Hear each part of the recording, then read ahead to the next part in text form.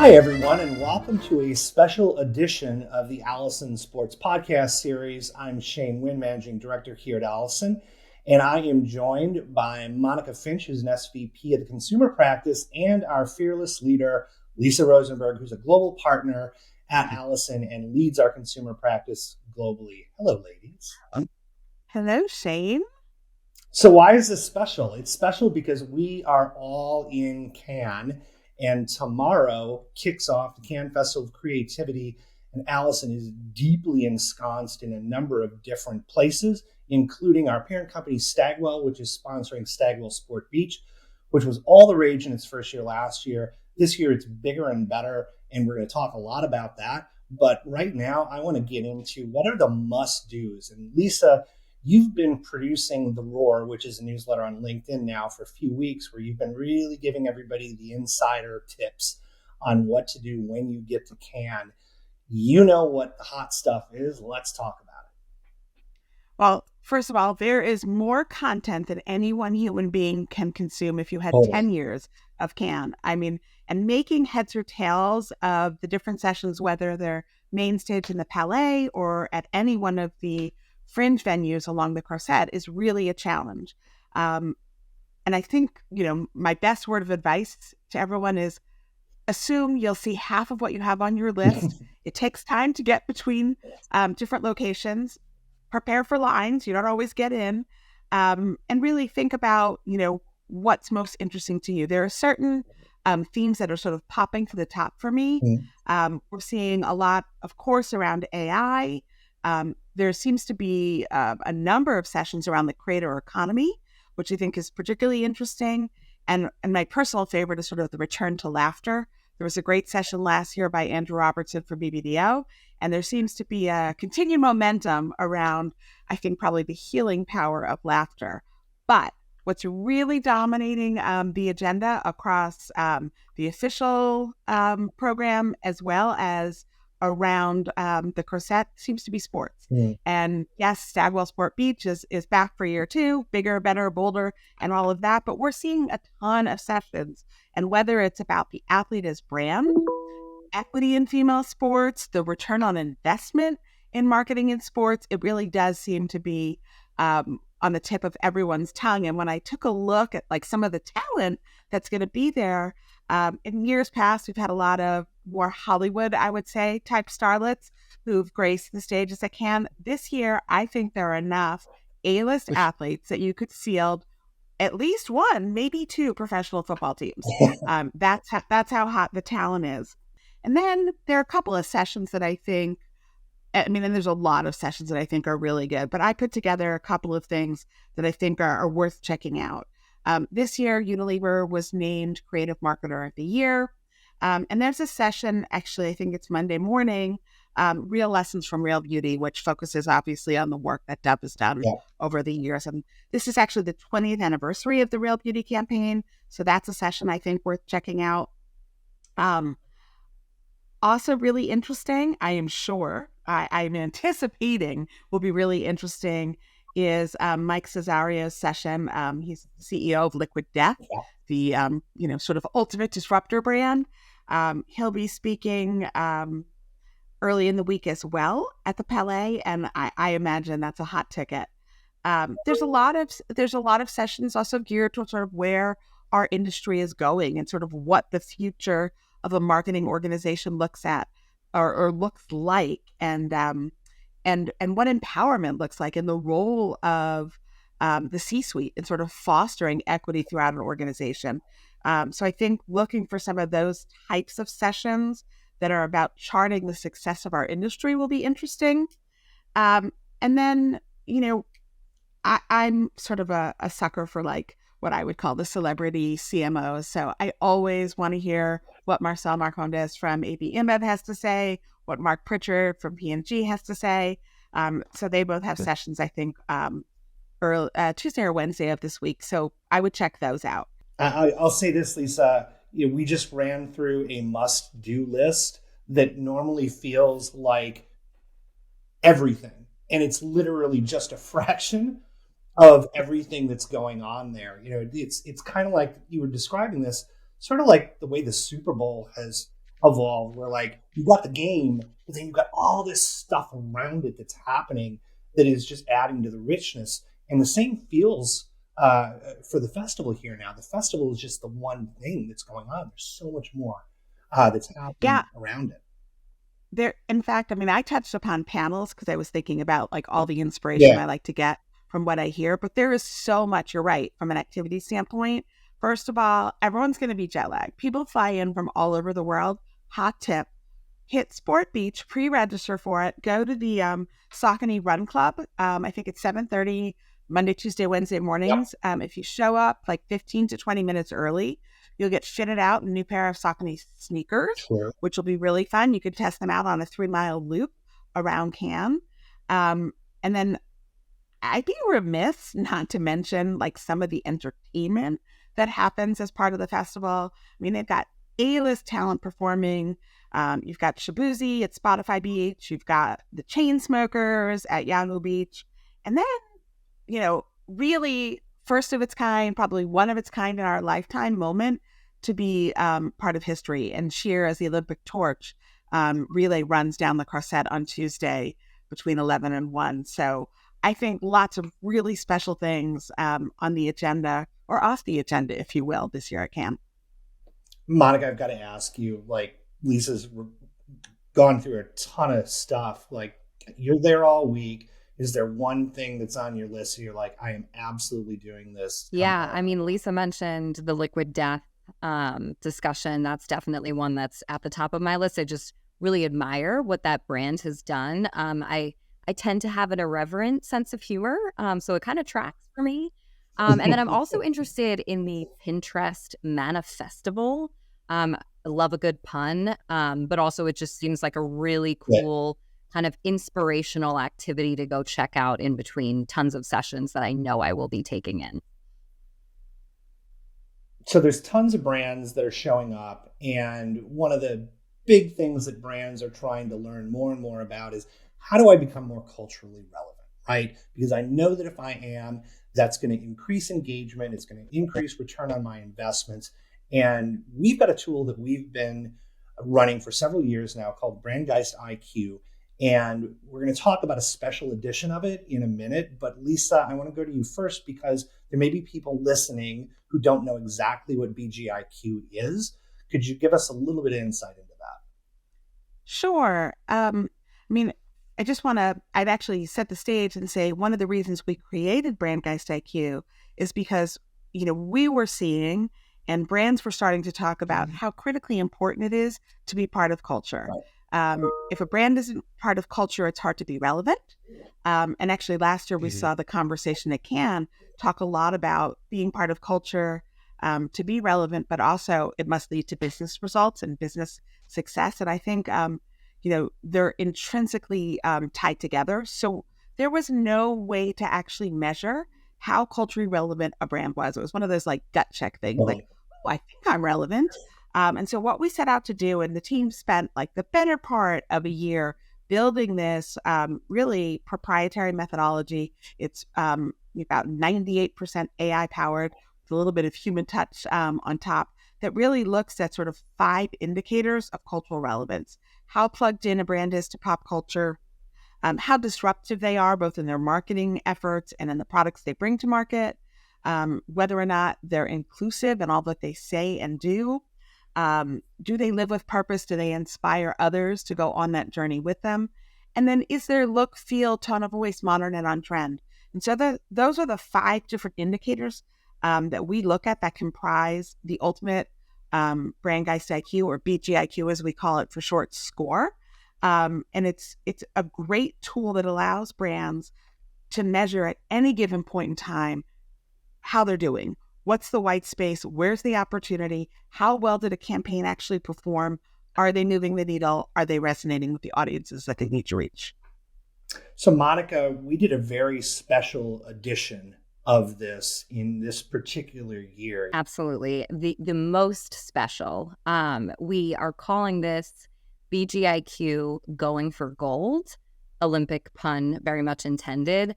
And really, as we kind of started to observe this grip that sport has on culture, we thought it'd be really worthwhile just digging into that a bit more with BGIQ. We've mentioned, right, it's an Olympic year. We're seeing a lot of conversations about sport equity bubbling to the top. Lisa will be speaking to a lot of that at Cannes. And just in general, I think sports news is really permeating pop culture kind of more than ever before. It's not just hearing stats from my husband in my left ear. I can't escape it in any outlet that I'm consuming. So we're really asking ourselves with BGIQ going for gold, what are brands doing to tap into the zeitgeist around sport? Something we want to know, is an Olympic sponsorship going to actually move the needle on a brand's cultural relevance? It's a costly investment. That would be good to know, right? If you're dropping coin on an Olympic sponsorship, you want to know that it's going to move the needle. 100%. And also, what if your brand, isn't part of the Olympics? Can you still kind of jump into the conversation and make a dent in that cultural relevance conversation? And something we like to say here at Allison about BGIQ is, if culture had a crystal ball, BGIQ would be it.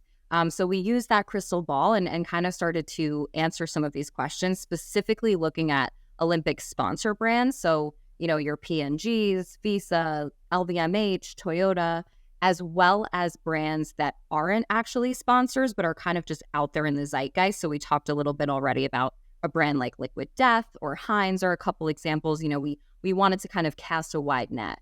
And we started the clock for this at the 100 days mark for the Olympics. So that is when the torch is lit, and marketers tend to really kind of turn up their efforts. And what we found so far is really interesting, Shane, and I'd love to just talk through a few tidbits.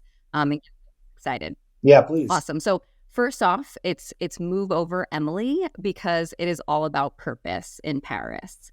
One of the things that we're able to do with BGIQ is actually dig into each of the pillars that Lisa described. And in looking at the Living with Purpose pillar, some of the brands that are having the biggest scores at the moment are Deloitte, Eli Lilly, and Citi. And on the surface, maybe hard to understand, what do these brands have in common? But actually, they're all supporting the Paralympics in a really big way. And I think it was really interesting to start to dig into this. And I think really this just showcases for me, and hopefully for others, that, brand acts can absolutely move the needle on cultural relevance if done right. Another interesting takeaway I'd love to chat a little bit about, Lisa alluded to it earlier, but, mental health is really stepping up to the podium here. There are brands, 3 of them exactly, that we looked at with what we call FIRE scores. So that's 80 and above, heading into the Olympics, heading into Cannes. They are not Olympic sponsors. It's Talkspace, Headspace, and Calm. And, Calm did get somewhat involved with the Olympics. They worked with the IOC to give 2,000 licenses of the app to athletes, which is a really interesting move. Very cool. It's cool. But Talkspace and Headspace are just kind of out there doing their thing. They're releasing new offerings, reports, partnerships. They're tapping into Mental Health Awareness Month, which we just had in May. And so I think the ability for these brands to have such high scores during this busy time period just really speaks to how far we've come in the normalization of mental health topics. Again, they're not Olympic sponsors, but they're seeing really great scores despite that.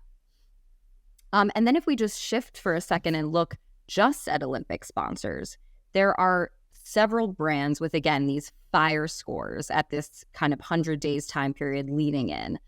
So we have Michelob Ultra, LVMH is one, Citi, Airbnb, Oakley.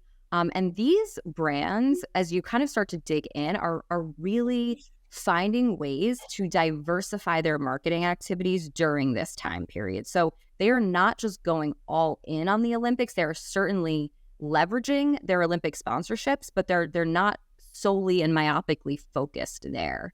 Airbnb, I think, is a great example of this. They used this time period to announce a once-in-a-lifetime opportunity to stay in the Musée d'Orsay's clock room, on the evening of the Olympics opening ceremony. I mean, that sounds kind of incredible. I want to I want to go there. Amazing view from the clock room. An amazing view. And, that was an activity that they tied to their Olympic sponsorship. It makes a ton of sense, right? But then within that, they actually launched their broader icons offering, which I'm sure you've seen it. It had incredible coverage, incredible fanfare.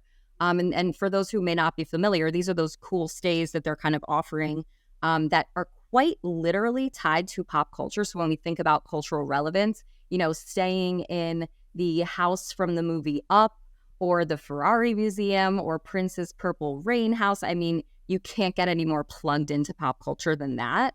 And they found a way essentially to make that moment and make this moment just work harder for them than focusing on the Olympics only. So that the clock room is part of the Icons campaign, but it's much bigger than that. And one thing that I think BGIQ kind of consistently reminds us is that cultural relevance cannot be a flash in the pan. We don't see a lot of success for brands who are kind of one and done. Their score does suffer. So Airbnb and some of these other sponsors, they're doing a really great job at not just resting on their sort of Olympic laurels. They're finding a lot of other ways to keep the cultural relevance momentum going. Well, I'm excited to see more of the data that's coming out of this, but I'd say that what we've captured so far already is incredibly insightful, and we'll be talking more about that in some of the panels that Lisa's on, and we're going to get to that in a minute. But I want to put a sharp lens on Stagwell Sport Beach for a minute. Yeah, so we're seeing everyone on Sport Beach, from Joe Burrow, Deanna Flores, Carmelo Anthony, Shaun White, Megan Rapinoe, Juju Watkins, as well as the Kelsey brothers recording their podcast. So a lot of incredible talent gracing us with their presence on the beach. It's really interesting, actually. The themes that I'm seeing throughout, all the festival content are actually like taking center stage at Sport Beach. And so through the lens of an athlete, of a marketer who's engaged in sport, we'll be seeing some really interesting panels. There is one around mental health with Brandon Marshall and the Ad Council that has reps from the NFL, the NBA, and the USTA. That seems really, really interesting to me. I'm also really interested in this notion of multifaceted fandom and how leaning into passion points and grouping people together by what they're most passionate about is really interesting. And that's a session that's featuring leaders from Snap and Ulta, but also Taylor Rooks and Chloe Kim. And then, of course, I think all of us have mentioned it, but the New Heights podcast being recorded live from Sport Beach with the Kelsey brothers, probably not to be missed. Yeah. So that sort of closes out the week at Sport Beach. On the other hand, my panel at Sport Beach is Monday, 2:00. I am so excited. We are touching upon a really important topic, and that is the notion of equity in sport. And for this session, we're actually going to look at the role and responsibility that brands have in driving equity in sport. And Sue Bird, the GOAT, will be on that panel with me, as well as some amazing female leaders from State Farm, Amazon, and Marriott. So I'm really excited for that conversation. So I will also be continuing the conversation at the World Women Foundation with a panel that's titled "Is Fair Play a Myth?" And I'll be joined by a group of forward-thinking female creative minds as we look to change the future for women and girls. Joining me will be clients, a couple of clients, Louise Felton, who's the VP of Marketing Communications for Qualcomm, and Jen Millay, who's the COO of BayFC, the NWSL's newest expansion team.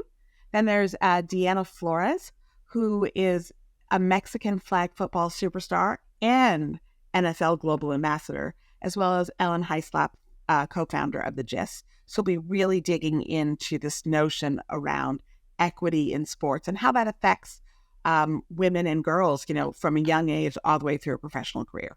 And on Wednesday, I'll be doing another session where I'll be talking about how you maximize your investment in sport during a discussion on RTL Beach So again, sort of coming at sports marketing from a different perspective, looking at how we drive equity for women, and then looking at how brands and marketers can make the most of the money that they're putting behind their investments. So a lot of great stuff happening over the course of the week. A lot of it centered around sport. You have a very busy schedule. Let's just say that. Monica, you do as well. But that's why we're going out there, right? Because there's just so much available in terms of knowledge and information sharing and networking and, business really, right? So Cannes Festival of Creativity 2024 starts tomorrow. Super excited about it. Let me leave you with this. If you want more insider tips and information, please subscribe to The Roar on LinkedIn. All you need to do is look up Lisa Rosenberg and you'll easily find it. It's a subscription service, and every time she publishes, you'll get something into your email inbox right there. You don't even need to go to LinkedIn. And then Monica said it earlier, Lisa said it earlier, if you're not registered for Sport Beach, do it now. The last time that I spoke to the folks at Stagwell, it seemed pretty packed. So hopefully, if you want to go, you're already registered. You can use Allison's code, which will get you automatically registered, and that's SBALL24 with your registration code. Thanks for joining us, ladies. Extremely informative. Appreciate it very much. And to everyone, if you're going to be in Cannes, we'll see you there. Bye, everyone.